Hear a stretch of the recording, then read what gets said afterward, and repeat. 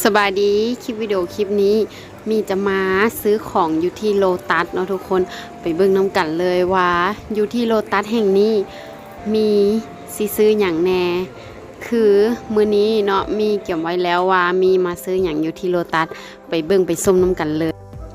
อุ๊ยโลตัสที่ไทยนี่งามเนาะแบบเวลาเขาเจ้าจัดของเป็นโซนจังซี่หั่นนะ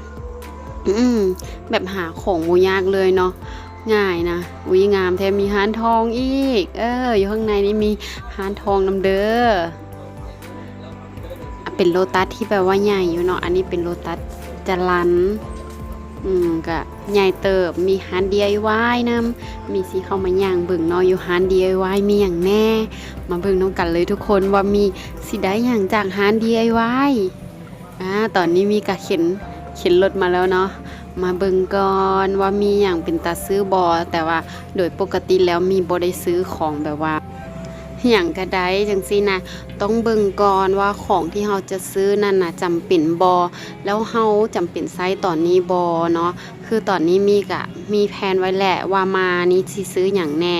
แต่ว่าก็ย่างเบิ่งเล่นๆไปก่อนเนี่ยอุ้ยแว่นตาก็งามๆราคาถูกอีกได้นี่นะทุกคนแต่ว่าใส่ไปแล้วมันสิได้ผลป้องกันแสงแดดได้สำใดเฮาบ่ฮู้เนาะแต่ราคาถูกๆ49 บาทแต่ว่ามีบ่ได้ซื้อดอกทุกคนเพราะว่า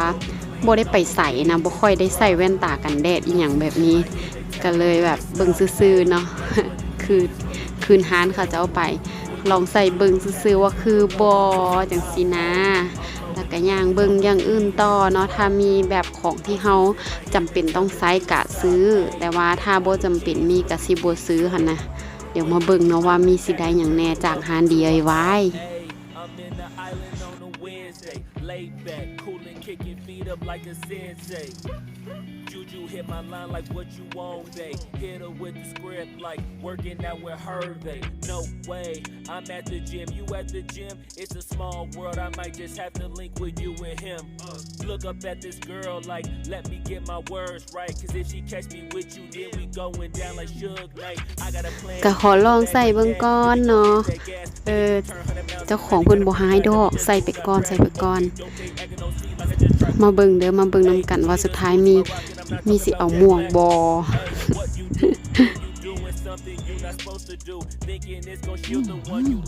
คืออยู่บ่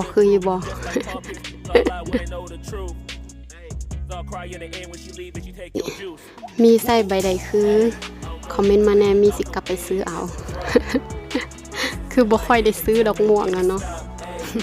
ดนเทื่อ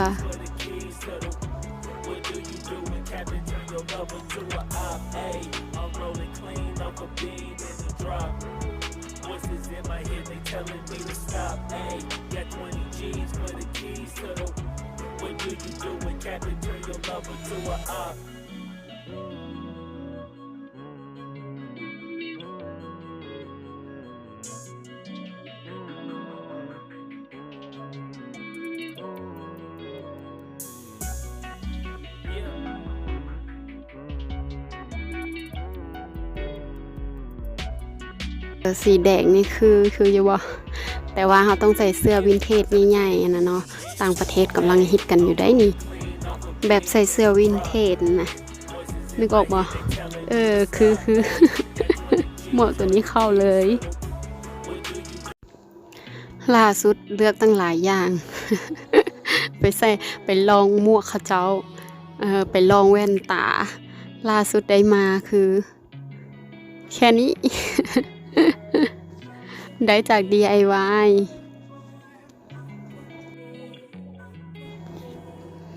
ต่อไปเบิ่งโซนนั้นเนาะฟังโลตัสมีอย่างอีก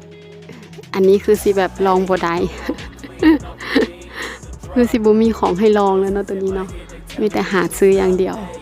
ไปเบิ่งว่ามีสิได้อย่างจากโลตัส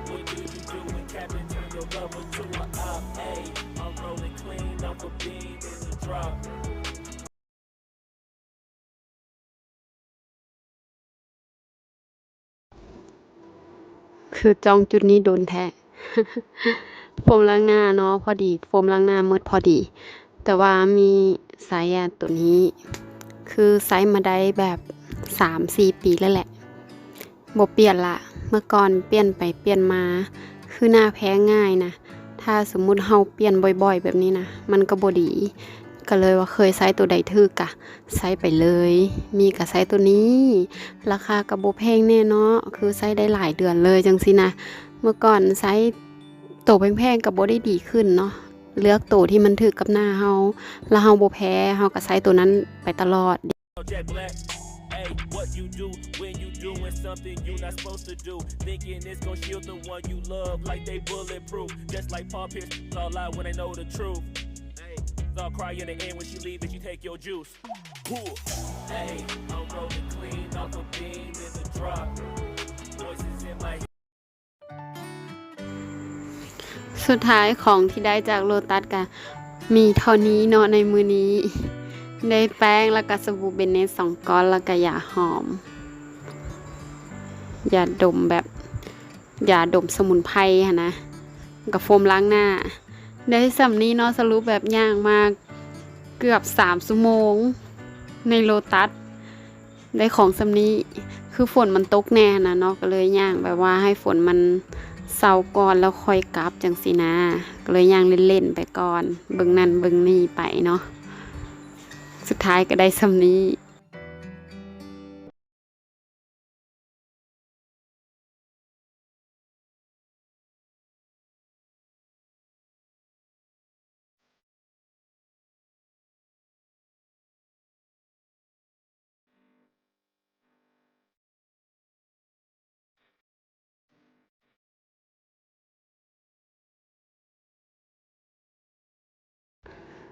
ตอนนี้เราก็กลับมาถึงห้องแล้วเนาะมีสิมาบอกสูตรทุกคนคือสูตรนี้เนาะมีก็ได้นำใช้มาได้3เกือบ4ปีแล้วเนาะคือเป็นหยังผ่านมามีจึงบ่ได้เอามาบอกหรือว่ามาเล่ามาแบ่งปันให้ฟังเพราะว่ามีก็ยังบ่มั่นใจเนาะหลังจากใช้มาโดนๆแล้วแบบนี้มีก็มั่นใจว่าใช้ไปแล้วเฮ็ดให้สบายตัวเฮ็ดให้ผิวพรรณสะอาดสดใสขึ้นแบบสินะมีก็เลยมาบอกสูตรเพราะว่ามันก็เป็นการประหยัดเงินเฮาไปพร้อมจังซี่นะประหยัดแนวใดคือการประหยัดหั้นบ่น้ำเกลือหั้นน่ะเนาะเวลาเฮาซื้อมาไว้เช็ดหน้าจังซี่ถ้าประมาณเดือนหนึ่งแล้วมันก็สิประสิทธิภาพในการใช้งานมันก็ลดลงบ่เพียงว่าแต่ลดลงเนาะแล้วก็ห้ามใช้เลยแหละหลังจากเปิดขวดได้1เดือนแล้วจังซี่นะเพราะว่าน้ำเกลืออันนี้มันเป็นน้ำเกลือปราศจากเชื้อบ่มีสารกันเสียอิหยังเนาะมันก็สิบ่มีคุณภาพหยังถ้าสมมุติว่าเฮาเปิดขวดหลัง1เดือนไปแล้วจังซี่เฮาก็สิได้ทิ่มละลายแม่นบ่เอามาปรุงเฮ็ดเป็นครีมอาบน้ำได้เนาะโดยการผสมใส่สบู่เบนเน็ตทั้ง2แบบ3แบบมีแบบใดก็เอามาใส่เลยทุกคนเอามาผสมหรือว่ามามิกกันในมื้อนี้นะก็มีสูตรนี้เนาะสูตรไวท์เทนนิ่งสูตรไวท์เทนนิ่งแล้วก็อันนี้ก็เบนเน็ตคือกันเนาะตัวนี้เป็นวิตามินอีข้าวก่อนนะมีสีส้มนำเนาะแต่เพื่อนี้ไปมันบ่มีสีส้มนะก็เอาซำนี้ไปก่อนแล้วค่อยเอาสีส้มมาใส่ตอนหลังปรุง2อันนี้ใส่กล่องไปก่อนเนาะใส่ขวดไปก่อนจังซี่นะมาเบิ่งนำกันเลยว่ามีสิปรุงแนวใดเนาะ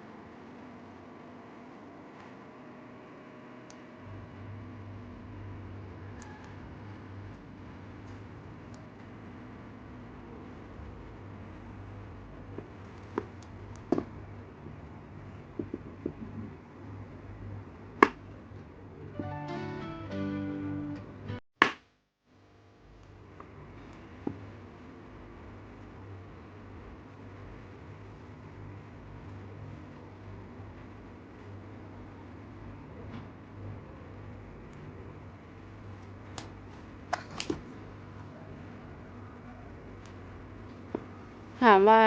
ถ้าปรุงไปแล้วผสมกันไปแล้วจังซี่นะใส่ล้างหน้าได้บ่ก็ได้คือกันเนาะใส่ล้างหน้าได้คือกัน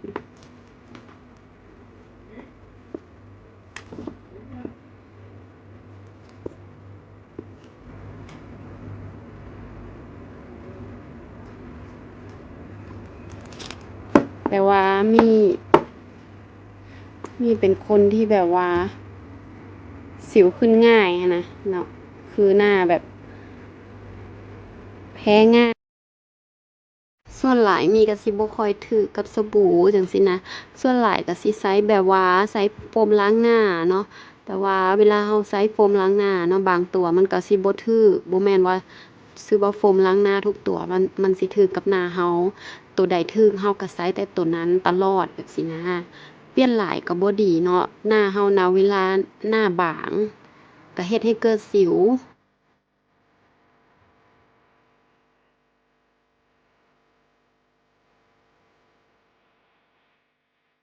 หรือมีสาร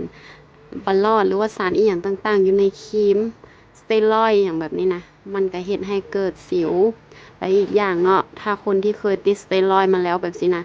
เคยใช้ครีมที่มีสารสเตียรอยด์หรือสารบัลลอดสินะมันก็สิเฮ็ดให้หน้าเรานะแพ้ง่ายคือมีเนาะแพ้ง่ายย้อนหยังย้อนเมื่อก่อนใช้ครีมพิษคือไปใช้ครีมที่มันมีสารพวกนี้อยู่นะเนาะมีพวกน้ำหอมสเตียรอยด์หรือว่าบัลลอดแบบนี้นะมันก็เลยรักษายากหน่อยๆหนึ่งแล้วตอนนี้รักษาดีขึ้นแล้วก็บ่อยากให้มันแบบว่ากลับมาเป็นอีกหั้นน่ะเนาะมันสำคัญเลยเนาะรักษายากอีหลีเวลาสิวเกิดขึ้นแล้วจังซี้นะอืมอันนี้เนาะวิธีผงสบู่ให้เป็นแบบครีมอาบน้ำสินะมันประหยัดได้อีหลีเด้ทุกคนรู้บ่ขวดนี้นะมีใช้ได้จักเดือน2-3เดือนเลยเนาะกว่าสิหมดนี่นะเนาะคือแบบว่าฟองเขาหลายอีหลีได้สบู่เบนเน็ตนี่นะกับอันผสมกับน้ำเกลือนะฟองหลายแล้วก็เวลาอาบน้ำก็เฮ็ดให้แบบผิวพรรณน่ะสะอาดเนาะสดใสขึ้นได้รู้สึกว่า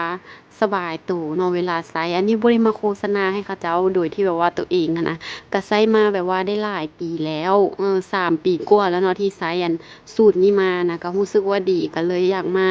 แบ่งปันเพื่ออยากให้หลายๆคนเนาะบางที่อยากรู้ว่าวิธีประหยัดแล้วดีจังซี้นะก็เลยแบบมาแบ่งปันให้แล้วลองใช้เบิ่งเด้อประหยัดได้อีหลีเลยได้ทุกคน